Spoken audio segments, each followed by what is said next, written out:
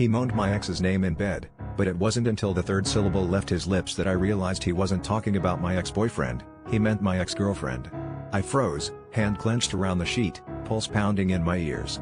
For a second, I thought I'd misheard him, but then he said it again, louder, almost like he wanted me to hear. My stomach dropped.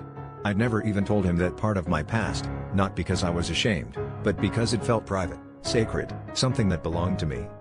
I pushed him off, scrambling for my clothes, demanding an explanation. The look on his face wasn't guilt. It was almost relief, like he'd been holding on to a secret too heavy to carry. He admitted they'd crossed paths at a party a few weeks before we got together, and one thing led to another. My ex-girlfriend, the girl I'd loved before all the chaos, had apparently never left either of our lives, just haunted the edges in different forms. He told me she'd reached out to him after she heard we were dating, and suddenly, I saw the late-night texts he'd brushed off, the just friends stories that never added up.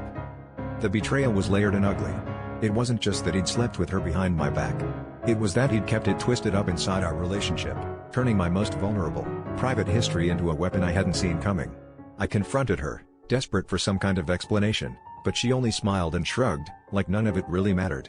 She said I should have known better than to trust either of them, like I was the naive one for believing in loyalty at all. I left that night, bags in hand, shaking with anger and a shame that clawed at my insides.